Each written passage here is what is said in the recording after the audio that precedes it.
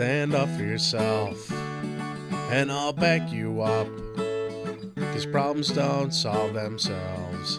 I'll tell you what, instead of would or could, I think you should draw a line in the sand and stand your ground. It's for your own good.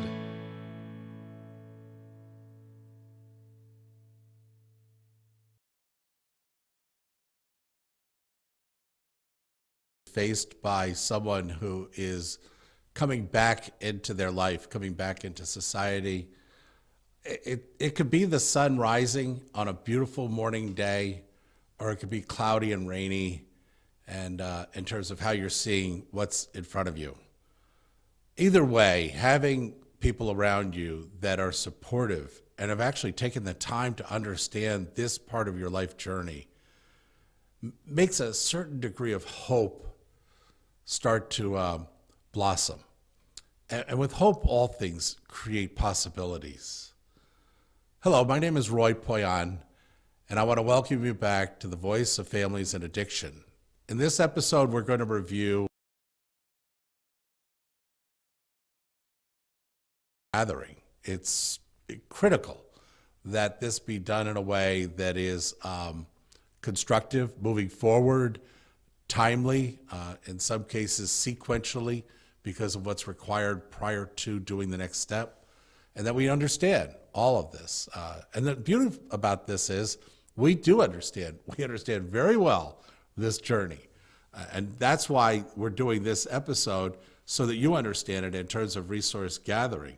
And family members have an active role. And I want to start out by cautioning us, we don't want to enable them by doing those things for them that they could do for themselves and should do for themselves.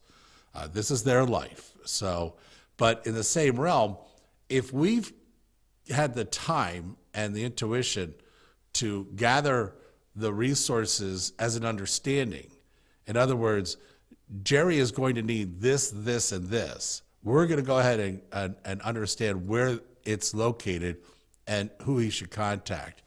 But we're not going to sit there and contact them for Jerry, and we're not that inclined to take Jerry there by the hand and make sure everything is done correctly. This is Jerry's life, and he will grow from this experience, or she will grow. As they go through this experience, it becomes a part of them, and that degree of ownership is very important, especially when it comes to resource gathering.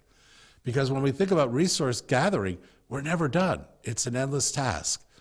That's okay. It's a little bit more achievable when we actually have an understanding of what it is that we're gathering the resources for. And that requires us to have a better understanding of what's coming next and where are we today. And so in this regard, we're going to take a look at the continuation of the book, The Reentry Curriculum, Merging the Two Worlds. And this can be found on our website as a download. And it's approximately 300 pages, but it has about 10 chapters that divide it up. And this is actually chapter 3. So please join me on page 71 as you start to follow along. So when we start to look at information, the question becomes, what information are we required to accumulate? Why do we need it? How do we get it? And how do we keep it? Meaning, where do we record it so we can come back to it? This is important. Let me repeat that. The information that we're gathering has a purpose. We need to know why we need it, okay? And we need to know how to get it, and we need to know how to keep it, how to keep record of it. Now, we do have a book that helps you to do that. It's called the Family Solution Finder Resource Connections book. It's learning module number 4, and that can also be found as a download on our website. Just go to 32 Seminars Library, and as you scroll down, you'll see that book there available for you to click as a PDF, or you can buy it on Amazon. With this in mind, I'm on page 74. We're starting to look at important documents. So birth certificates, social security card, family information, like who to contact in an emergency, records of agencies who provide services that you'll need. Well, if you have an idea as to what your journey is going to include, you could preempt the fact that you don't have that information now by including this records of agencies. You might want to go to our seminar, Community Mapping Support Services, and take that seminar as a better understanding of how to go about doing just this. And then, of course, a driver's license. You'll need to file for a driver's license. That's why that birth certificate, by the way, is very important also. And some of these things take time. Sometimes you can just walk right in. Other times you might find yourself, because you're not in that general area, maybe you were born out of state, and you need to ask that state birth certificate vital statistics department to mail it, and you're going to have to pay $10, $20 to have that performed for you. So the financial records is the next section that you'll see on page 74. And your bank statements and any income tax returns, go ahead and gather those together. Legal records, court legal records, and the conditions of incarceration, and then the release, and your parole terms or probation. Court records such as divorce decrees, custody agreements, financial obligations. I'm sure you're kind of saying, yeah, Roy, this would be, valuable for us to have. That's right. So go ahead and get yourself a binder. Go to Office Max or Staples and buy, or Walmart, buy a binder, buy the Avery 10 tabs dividers, 3-hole punch these, and then start to keep these records maybe in a sleeve of a document protector, buy a box of those. And then that way you always have this binder of important documents is what we're suggesting. Now the family could do this also. And I'm not suggesting you do the work for them. But when it comes down to next steps, you may already have their birth certificate because it's mom and dad and they just have all the children's birth certificates. So you make a copy of that. Sometimes an agency would require original copies. And that, once again, now you're talking about a time lag and typically a payment because there's some kind of embossing stamp that might go on it. So with that in mind, medical records, very important. Insurance cards, extremely important. Your Medicaid card or your HMO Medicaid card. Immunizations, names and addresses of your doctors, your dentist, or your family therapist, your drug counselor, your peer-to-peer coach. And then dates and results of any surgeries or medical procedures that are more recent and might indicate a certain sensitivity to what might be proposed for you now, but what has taken place in the past. They may need to know that. I wouldn't assume that your local health systems electronic records department has all your medical records, or that the people you're dealing with have access to that. And that's why we're suggesting a separate binder where this information will be kept. So date specialists and therapist reports, as you see fit to have on board. Education records, copies of individual education plans, test reports, any kind of school records or reports that show kind of a transcript, and vocational records. This would include reports like vocational courses that you've taken, work related to, like a resume, skills that you had to use on that job are very critical. And we will talk about employment in another episode of The Voice of Families in Addiction. So look forward to that. The references, resumes, and career plan. So what we're doing is we're saying, okay, this is what you need. Page 74, you need to do this, okay?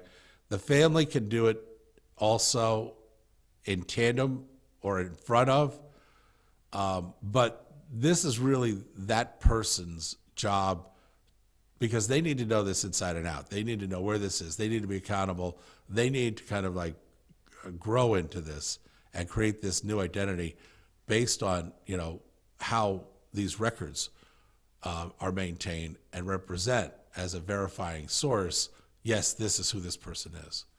So when you're gathering information, be sure to follow directions. People will sit there and say, you need to do this, you need to file that, you need to file this. Let me just suggest this. Be a professional.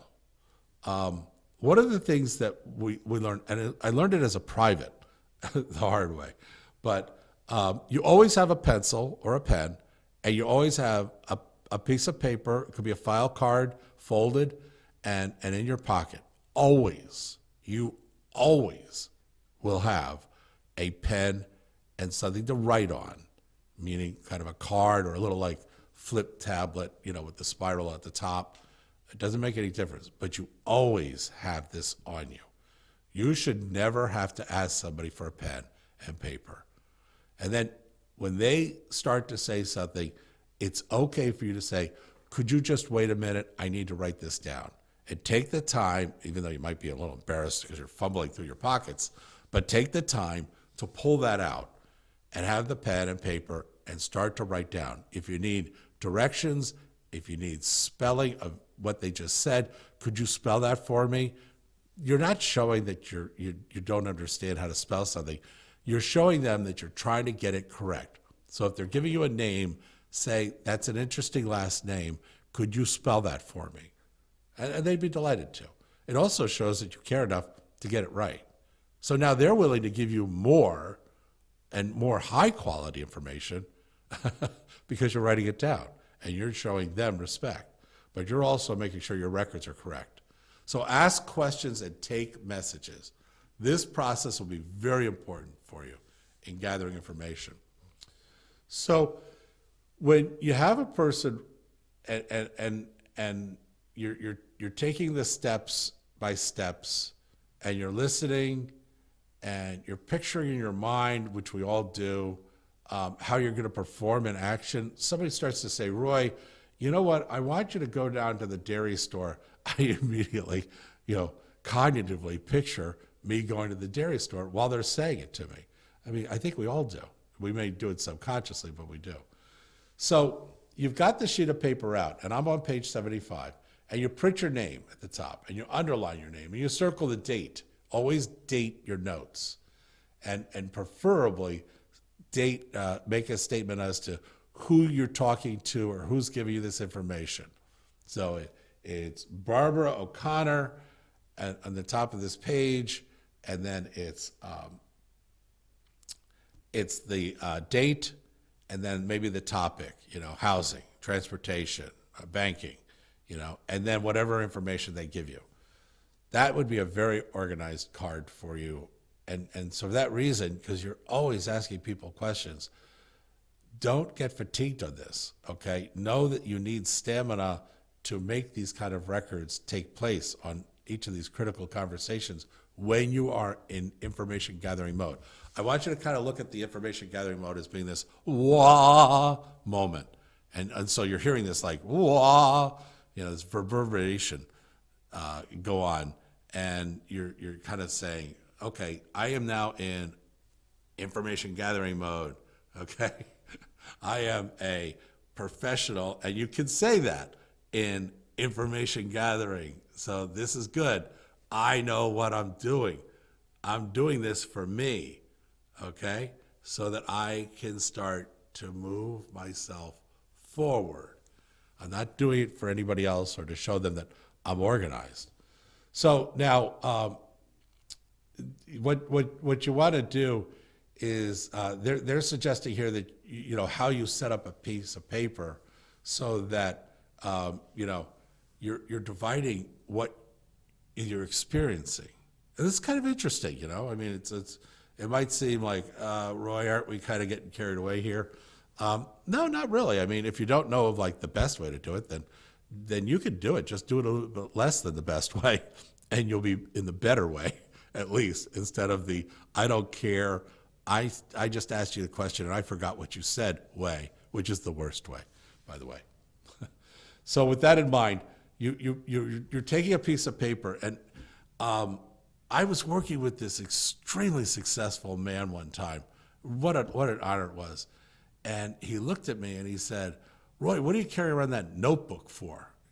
Now, he was more concerned about image because he was in some pretty highfalutin conversations. He said, this is what I do. I take a file card and I fold it, and then I fold it again. So when I unfold it and I press it out, I've got these creased lines that create kind of 4 quadrants. So envision that you folded a piece of paper and then folded it the other way, and you ended up with these like 4 quadrants. And what he's saying is you basically are writing down what you heard. So you're actively listening and you're recording what it is on keywords of what you need to remember you heard. And then if what you're saying, if you really want to record this conversation, you might put down keywords of what you said. They asked me this, I told them that, okay? And then you would be able to come back and read your conversation.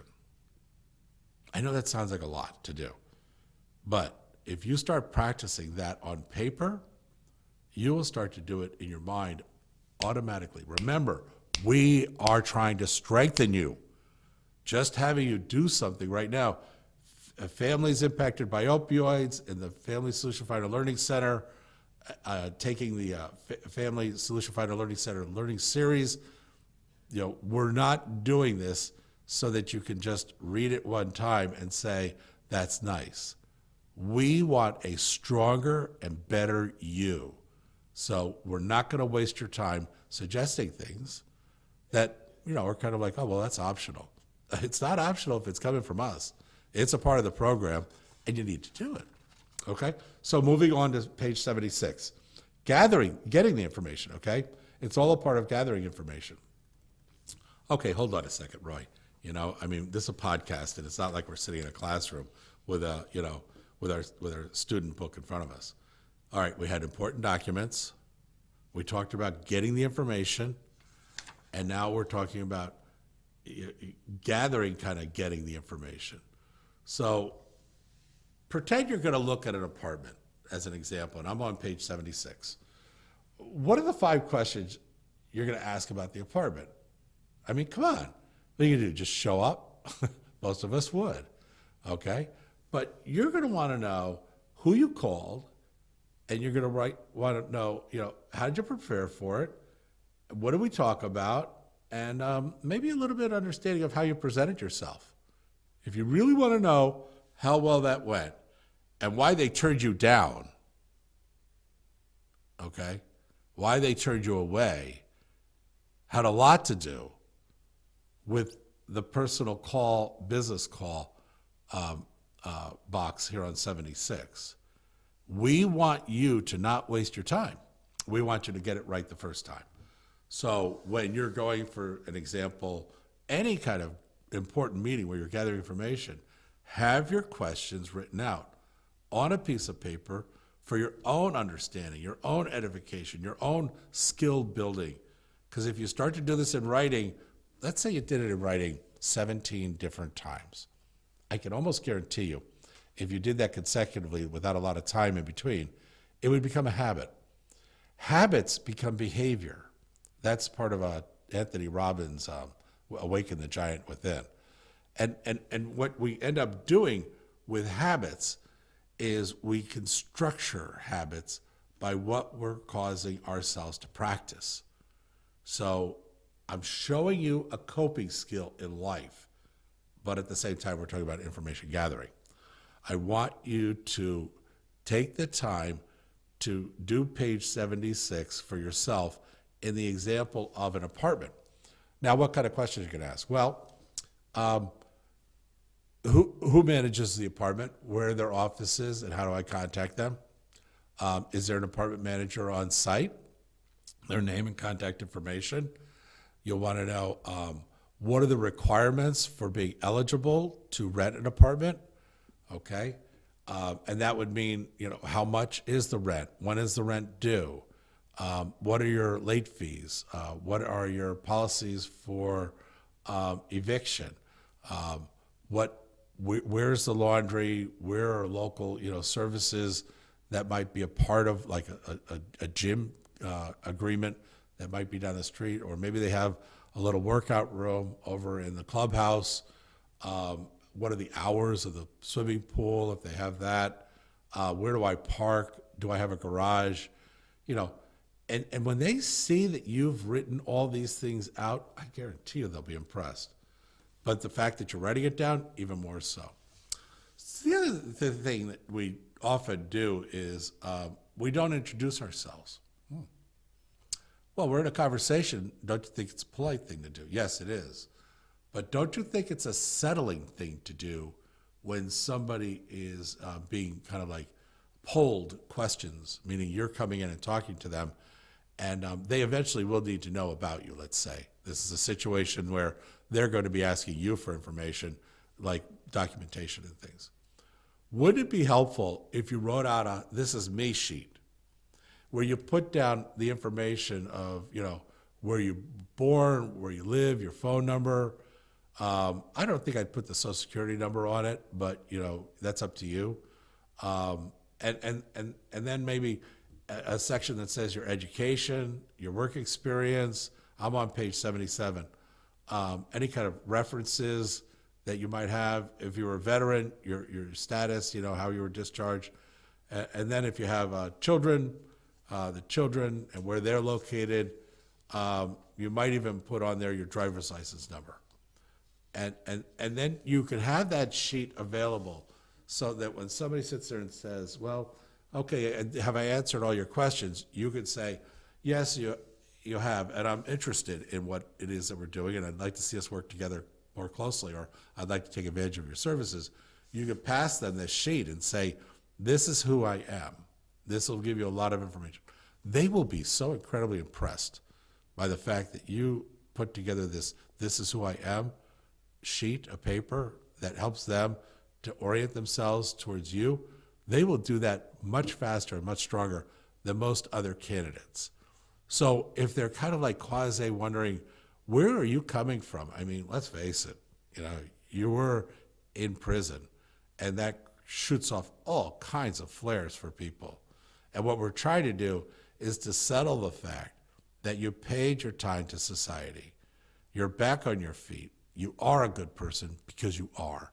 And you're helping them to understand how you see yourself. And equally important, how you see your relationship with them. Because they're going to be wondering, what do you want from me? Or what do you want from our organization? And when you are able to sit there and show them how effective you are in gathering information, not wasting their time, and then giving them information, meaning you're vulnerable, you're trusting them to know you, then you've done this like mutual sharing, which is much more than most people will do. So that is information gathering, and I hope that was helpful for you. I believe it is. If you follow those tactics and style and make them a habit, you won't find them as cumbersome when you start to repeat them. So where from here? I'm now on page 80, and we are in housing. And so where will I go when I'm released? Or where will I go now that I'm released? Now, keep in mind, reentry could be back in from, sober living. You're at the end of residential IOP, aftercare. Sober living is ending, and now you're stepping back into life without the structure of what I just mentioned. So with that in mind, you're now going to be doing this very deliberately. So where do you plan to be as you're planning to be there? And if for some reason changes take place, where do you feel that you will be? You're always going to be located somewhere, all right? It could be in a shelter, it could be in a halfway house, a sober living, it could be in a friend's apartment, an aunt and uncle in their basement, in a room, on their attic. But these are all temporary kind of like assignments. So you do have an idea as to where you're going to be and what you're going to be doing. So have I discussed everything, with my family or the persons that I'm going to live with? Okay, I don't know. Have you? I mean, let's get real. Oh yeah, I talked to them. They said I could stay there. That's a bunch of baloney. Is that all you're going to tell us? Is that you talked to them and that you confirm that you can stay there? No. You need to have a much deeper conversation. And you need to understand how long you can stay. And you need to understand what are your responsibilities while you're there. And then you need to understand, is there any like sharing of the rent or utilities? And how will you help, them, and how are you benefiting by this? In what way will your location being at this place benefit you, and how do you plan to use it moving forward? You should communicate that to the people where you are going to be staying. Well, that would be like, I'm going to let them in all my plans? No, I didn't say that. Not all of them, but the ones that are meaningful to them as they participate in your life, as you are in their life or their location or their facility. You see, we want you to do it better, stronger, with real self-esteem and confidence. We don't want you just to glide through this. You're not growing. I stayed over at Jerry's. So what? You stayed over at Jerry's for how long? When you were there, did you pay the rent? Okay, or did you help pay the rent? Did you do the cooking? Did you help clean up? Did you provide some kind of security? Did you watch the kids? What did you do that benefited the place that you were there, and how did it benefit you moving forward? Get used to describing yourself in the way, that you can understand for your own, purpose and value, what exactly you are and how you're experiencing who you are, how you're contributing to it, and how it is contributing to you. Be able to express that. This place is a benefit to me because it's centrally located in a place where I can get transportation, and that's allowing me to have a better type of job than what's local to where I'm living. I'm able to actually reach out into another part of town or another community, and I've got a much better situation there. That particular job is going to help me to get into a career position, which I can then maybe take some courses. See what I'm saying? It's because of what you're doing here with this housing and the way that you can describe it to yourself. Now you can describe it to others. Guess what? Now they can help you, because they may be in a conversation. They could say, you know what? I got this person living over in one of my houses. His name's Roy. He actually described for me how he's working over on Rockside, and he's doing this one chore for this owner that's giving him a chance to earn some money. But he sees it as an opportunity because some of the skills that he's actually being asked to use while he's there are part of his resume building, and he hopes to get a job over at Rockwell, in their computer coding department. Well, you sit there and you think, I thought this guy I thought he was a convict, I thought he was once in prison. No, this is not that person. That person has left the baseball field. He's left the stadium. The person that we're talking about is on the field with a bat in his hand, ready to play ball. That's who you are now. So if you're holding on to the other, we need to go through an episode. Oh, you know what? We will, on that type of, understanding, learning, and application of self-esteem, self-awareness. So I look forward to that too. So should I live on my own? I'm on page 81. How much rent can I afford? Will there be furniture in the place? Who pays the utilities? Do I live in a support system? Telephone expenses, things such as that. Is there a gate to the property? Will I be given a key? Is the area safe? And then 82, let's take a look at, an agreement. If you're going to have a roommate, and often we do, let's get it down on paper. So page 82 and 83 do an excellent job of writing this out.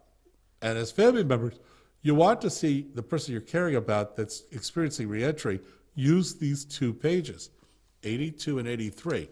Don't just sit there and say, yeah, I'm in an agreement with Bob, and Bob and I, we understand each other. You know what? When it comes to money, Bob isn't going to be so understanding as you're deciding to move on, and he's holding on to some of the monies that you've kind of contributed to in order to cover a security deposit or anything like that.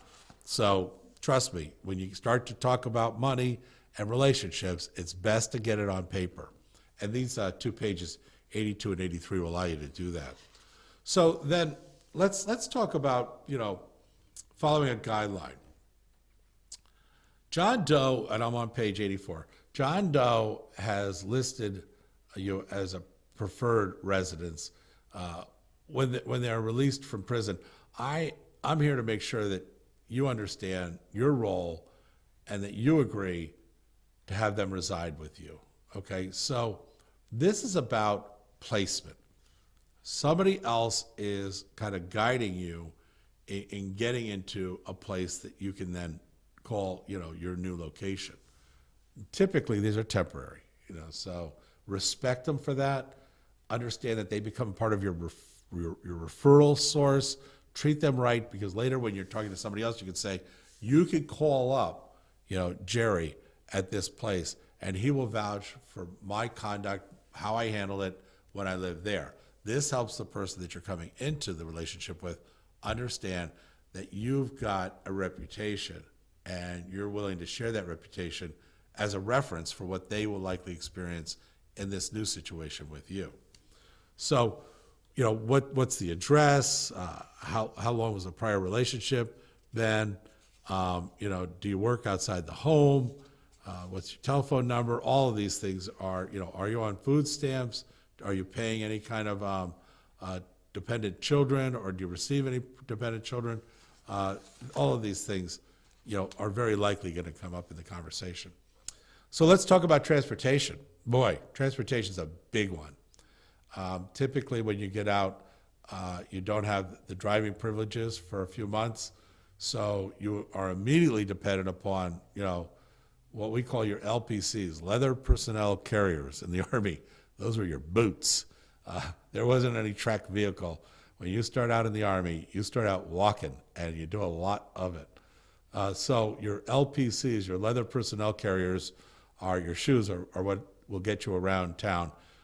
In the beginning, then you're going to be putting those shoes on a bus, and then eventually you'll be putting those, because you've earned some money, and you can now pay for car insurance, register your car, pay for gas, and actually buy a car. Now you're in a situation where you're putting those LPCs inside of a car. So transportation changes, is what I'm saying, and it will get better as you get better.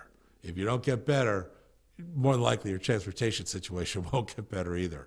So make sure that you understand what the finances are, not just the responsibilities of owning a car, but there's gas, there's maintenance, insurance, there's vehicle license and registration, there's parking, there's maintenance on the car. Cars break down, put some money aside. Oh boy, how many times did my mother and father tell me, put some money aside?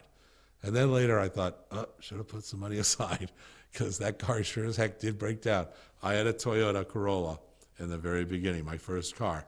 I have to tell you, I drove that thing into the ground. I mean, it wasn't a spiritual moment when I said goodbye to it, but boy, did it serve me well over time. And maybe that's because I served it well too. But I had to put money into the fact that oil changes and new brakes, new tires as time went by. Can you renew your license by phone? Getting a driver's license, and I'm on page 87. Can you apply online if it's stolen? How much does a replacement license cost? What are the difference between suspension and a revocation? Okay, these are questions you're going to want to have an understanding of. Public transportation, know the routes. Okay, what's the route name, or what's the name, or what's the number? When does that route arrive at a location on each day? Find an alternative kind of route. If you're late getting to the bus, is there another one that's coming in a certain amount of time? And will that still meet your needs of where you need to be ahead of time? Always plan for things to go wrong when you have to arrive someplace, especially the further the distance, the more complications. And the driver's license identification card has fees, so anticipate, and when you apply, you're going to have to provide them with information, and that's what's covered in page 89 to 92. So that takes us into those types of areas. They do go on talking about other topics, like when we're starting to talk about suspensions and revoked licenses, and the state, of course, has volumes of information. And in this document, you're going to see that it applies to the state of Arizona. So if you were to find that exact replica for your state, it might benefit you to take a look at what they say are the rules and conditions for a driver's license. Keep in mind, driving licenses and driving is a privilege. It's not a right. You don't have a right to drive. It's a driving privilege. Society says, yes, you're a responsible person.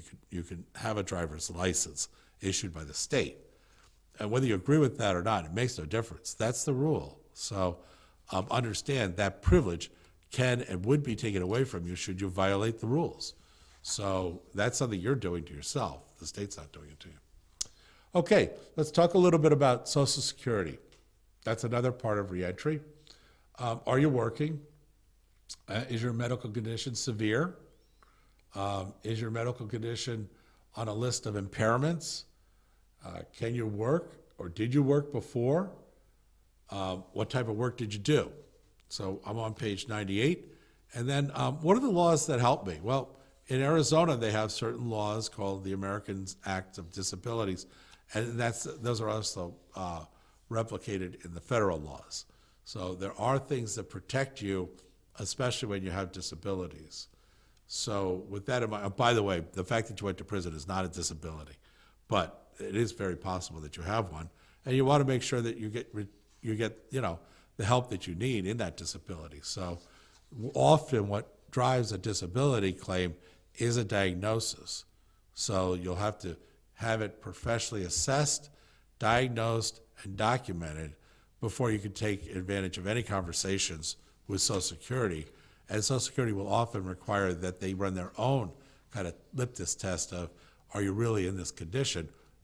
We have somebody we want you to see, and then we'll take what that person says as being a compliment to what you've told us.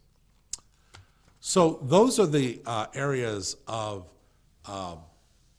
gathering information. And what we want to do now is we want to kind of move into, because we looked at Social Security, we looked at driver's licenses, we looked at transportation, we looked at housing as terms of gathering information. But now we want to talk more about how you manage yourself.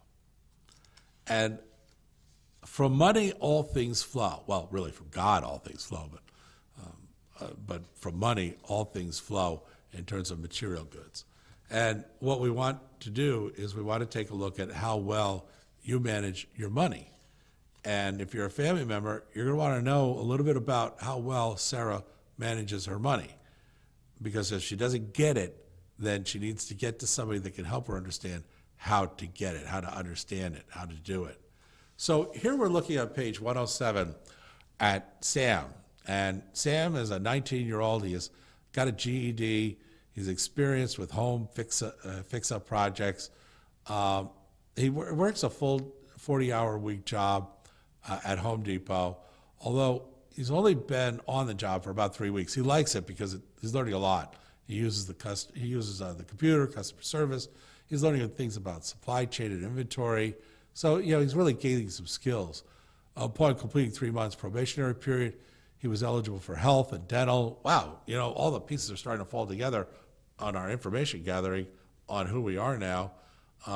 He wants to move out of his parents' house and get an apartment with a friend. Remember we talked about, having a roommate and what to do there. And he wants to buy a car.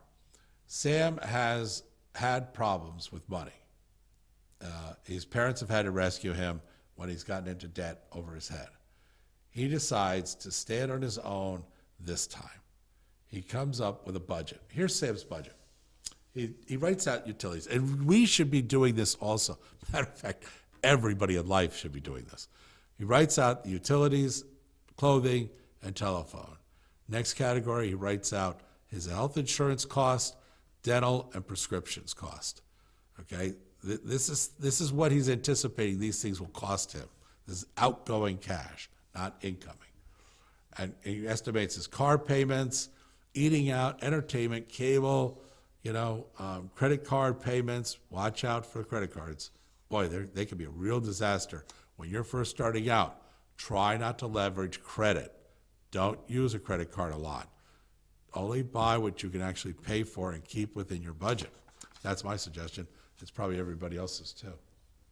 So the way that he's seen this is he adds 10%. Okay, you want to add 10% of your income to savings. So you take out 10% right off the top of what you're receiving, and you put it away. That's how you build savings, and you don't touch it. It's like, oh my gosh, Roy, 10%. Yeah, what is this, church? Well, in a way it is. It's your own church, Church of Roy, and in terms of finances. And so what we're now looking at is that will build over time with each check. And you're looking at, I'm on page 108. You're looking at housing, utilities, clothing, telephone, health. All of these things are going to be expenses. So after you're taking your 10,000, your 10% out, you're then saying, okay, so at the end, what is the amount of my expenses? And then what is the amount of my income?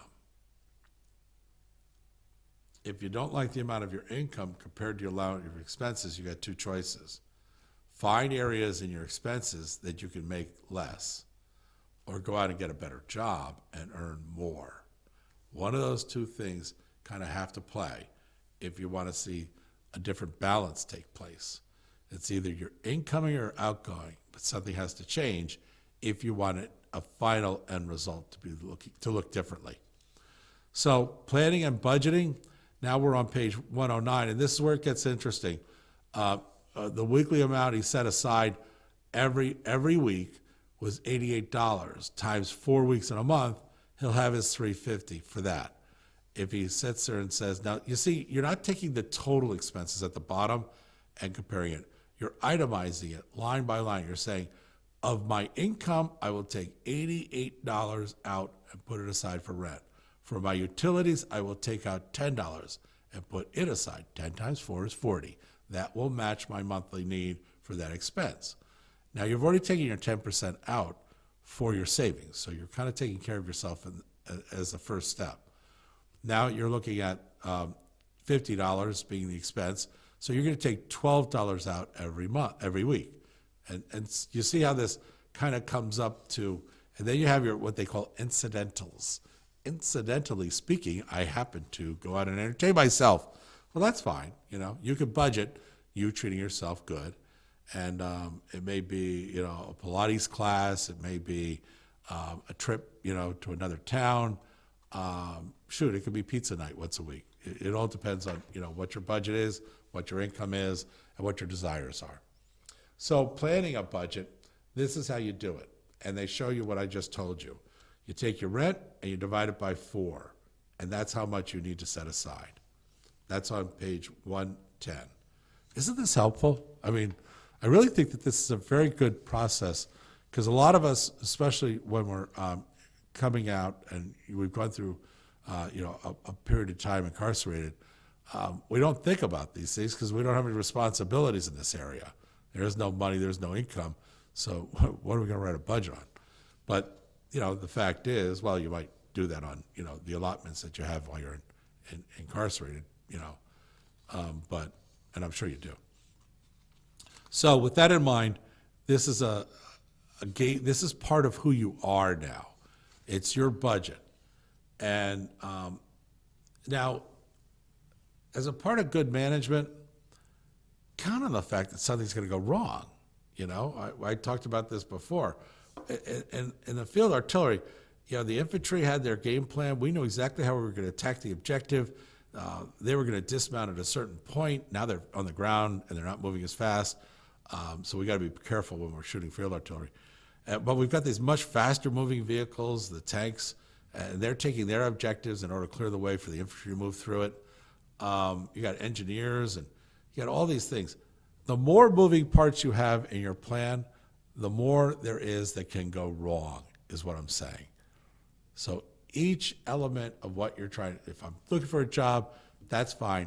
Budget it. Budget it in time, budget it in stamina, your health, budget it in the way that you are probably going to incur a cost. You need to get a suit, some shoes. You need to, there was a time, and I'm not embarrassed to say this, I'm not proud to say this, but I'm not embarrassed to say this. I had a health situation, and I lost everything. There was an oil and gas conference coming up, and I was feeling healthy enough to carry a conversation. I was able to get a ticket and go to it. I went down to the Salvation Army. I picked out a suit. I actually had to buy shoes. And I went to this meeting. I met a man who then invited me to participate in an upcoming conference. I had, from my previous life, skill set that I could use as part of, contributing, and I started to make a salary from it. And boy, I'll tell you what, if I didn't, use good budgeting, I never would have been able to get to that next step. I want you to do the same. I want you to pull out of yourself. Look at everything as being a budget. If you've got something to do, budget it. You can sit there and say, well, what do you mean by that? Well, you only have so much energy. Budget it. Okay? Don't stay up late at night. What are you getting for that? You need to rest. Are you drinking water? Are you staying hydrated? Okay? Make sure that you are including those things for healthy habits, and habits become behavior, and make sure you're doing those habits on purpose, and you're aware that you're doing them on purpose. So, Roy, we're not only talking about money then in terms of budgeting. No, we're not. I mean, in this case, on these pages, all the way up to 114, we're talking about money. But we're also talking about life and all aspects of life. Everything has a finite, meaning a numeric ending to it. So with that in mind, you're starting at one point and moving through something to an end point. And know what your end point is, budget what your in-between is so that you can get through it successfully, and have an understanding of where you are at the starting point. And that's especially true with reentry. And it's especially true with the family members kind of looking and saying, how are you going to do this? How are you going to come back into society? Well, we're giving you, 10 chapters, family and person, of exactly how you should do this. Because if you follow this process, this was excellently written by professionals. They really knew what they were laying out here. And I'm just delighted to be able to share it with you. So let's talk about the biggest hunk of problem you're going to possibly face, and that's credit cards. It is for all of us, but it's even more so for somebody that isn't really holding a lot in reserve. When you don't have a lot to dip into to help you, then credit cards can actually really be a detriment to you because of interest rates and late payments and fees. The next thing you know, you're paying more. A $30 late fee on a $25 credit card balance is absurd. Now you owe $55. How the heck did that happen? You didn't pay it on time. Okay, why did you drop a card on a $25 purchase? Well, I wanted to get a pizza and some other things. All right, well, did you budget yourself very well?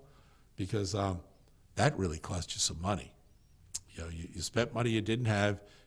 You should have known from your budgeting, come on now, you should have known from your budgeting that you weren't going to be able to make up the difference in your next paycheck and still pay yourself and still pay your budget in terms of those different, categories, line item categories that we talked about, divided by 4. So credit cards almost run counter to a budget. Rarely do I see that, boy, my budget was enhanced because of credit cards. No, because you're actually spending money and it's not the money you have right now, or you're not willing to allocate the money you have right now in the future. And you're going to pay an interest for that. You're going to have to pay to borrow that money, and you're going to have to pay more of what that is tomorrow. So now all of a sudden your budget is impacted. Please take hold of what we're saying here and look at the cons and understand those cons on page 116, 117, 118 are very real. So when you're doing a paycheck, finally, the good stuff. Yeah, when you're doing a paycheck and it's income, how are you going to manage, the fact that this is coming in? Well, understand what it is. Boy, I'll tell you what, when I first started out learning, nobody sat me down and told me all these things. I didn't really know about federal tax, income tax, which you're paying towards Medicare in the future, and state income tax, and FICA, and Medicare, and all of these things take away from what you thought you were getting paid. Your gross, meaning everything gathered together in your wages, like a commission, your salary, maybe some other perks, financial perks, your gross, let's say on page 119, is $224. But the federal income tax is going to take a dip out of that. The state income tax is going to take a dip out of that. FICA is going to take a dip out of that. Medicare is going to take a dip out of that. And if you don't like all that, then watch out for the way you vote, because that's how these things happen. So with that in mind, you turn around and you say, my net, meaning my final real income, is 183. Stop kidding yourself if you think you earn, $35,000. You don't. Because after you take out these taxes and all of these, and if you have a child support payment, it comes out right there too. Before you get to net wages, all these other penalties in life that you have to make payments on, child support, a reimbursement for something that you might have done that the judge has levied on you that you'll make good on now, all of that comes out. It gets taken out of your pay. So your net wages is your reality. That's what you budget on. You don't budget on your gross, meaning the top. You budget after everybody's taken their stuff out. This is what you're left with, and that's called net. And so we'll only really talk about net wages because that's your reality. So when we talk about transportation, then you need to be smart about this. You've got a certain amount of driving that you're going to do. You got a gasoline tank in the back of your car that fills up 18 gallons. You already know at the gas pump that a gallon of gas costs you $3.75, unless you live in California. Well, I don't know, but in that case, it's $7 a gallon. So with that in mind, you're now going to sit there and say, how many gallons per mile am I able to get, and what's it going to cost me? And you're sitting there thinking, aren't we getting like minutia? What are we going to decide how much peanut butter costs? Yeah, actually, you should be deciding how much peanut butter costs. If Peter Pan costs more than Jif, buy the Jif. But with that in mind, if you're sitting there saying, well, it doesn't matter if I fill up my tank, it's only $1.30. It's only $3.97 per gallon times 18. Whoa, that turned into my 18-gallon tank. Now I'm up around $54 filling up my tank. Oh my gosh, that's a lot of money. I have to get to work. That's coming out of your budget. Okay? Remember that line item that said gasoline? How much per month? If you go over that, then that's got to come out of something else. Remember, you have a finite number of income, and it's called net income after everybody else has taken their share out. It wasn't really their share, but that's the way we have the system set up. The fact is, you're going to sit there and say, this is my reality on income, and my driving habits impact how much I'm budgeting. One of the ways that we make a transaction is with a check. And often you'll hear people say, would you please, on your phone, please give me your routing number. That routing number is, I think, like an 8-digit number that typically, well, let me see, 1, 2, 3, 4, 5, 6, 7, 8. Yeah. It's an 8-digit number that typically tells the financial institution or who you're talking with, this is my bank. Okay, that numeric identifies the bank. So if you're banking at Bank One, just dated myself, they're not around anymore. Then we would use this as a routing number, and you'll see this on page 121. And then there's usually a 4-digit code that says This is the check number. You see that up in the upper right-hand corner. The two should look alike. And then your account number is the last of all these numbers. And so however long that is depending upon your checking account. So when you use a deposit, do fill out a deposit slip. Keep your deposit slips. Know what you're putting in, and then also through budgeting and expense reporting, know what you're taking out. There is a process that you can use to repair your credit. So you'll want to understand if you're going to use any kind of financial tool, you're being recorded, you're being monitored. Everything you do financially, Equifax, TransUnion, and Experian are monitoring you. Your credit cards, your bank statements, everything, your investments, all of it. And they're going to give you a credit score. And why does that matter? Well, there will probably come a time when you're going to want to take out a loan of which you have determined you can financially support the payments for. And then that way you're able to secure maybe a property or a house, which is all great. We all do this, but we do it responsibly. And what the Equifax, TransUnion, and Experian are doing is for the lender, they're saying to the lender, this is this person's history. This is how well they've done in the past. And the bank can determine, or who's ever lending, how much risk are we at in lending this person money? They'll take into a lot of characteristics like how long you've been at your job, what the job is, are your skills matching the job, where are you living, how much are you paying for that living, how much living expenses go against what you're currently taking in as net income. And then they'll also say, what's your FICO score? What's your credit score? They'll add that to the equation of whether they want to lend to you. It'll also determine what interest rate for that lending they'll give you. So if you've got a poor credit score, they're going to raise the interest rate. So where I might come in with a credit score of 640, and Jerry comes in at a credit score of 780, Jerry's going to get a 2.3% interest loan on this property that he wants to buy, and I'm going to get more like a 6.4 interest rate because I'm a higher risk. And that's what that credit score, and you can repair your credit. More than likely, if you've been incarcerated, you probably did get into some financial trouble, and you're going to need to do that. There's a lot of really good free agencies, typically not-for-profits, some are county government, Jobs and Family Services, that offer you kind of counseling in that way. Well, what we're going to do is we're going to say that all of this, in terms of information gathering, resources, and what you're going to do in transportation, housing, credit cards, budgeting, having a roommate, all of this is who you are, and it will require you to be very effective in gathering information, in gathering resources. So consider yourself a kind of a neophyte. Act like you don't know, because you'll ask better questions. Write down what they're telling you, and then create a plan and a budget around how you plan to move forward.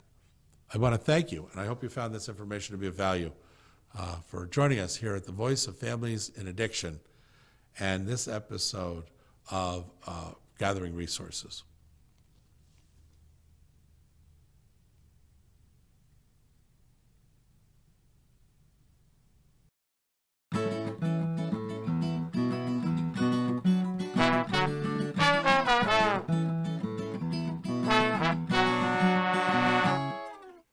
Stand up for yourself, and I'll back you up, 'cause problems don't solve themselves. I'll tell you what, instead of would or could, I think you should draw a line in the sand and stand your ground. It's for your own good.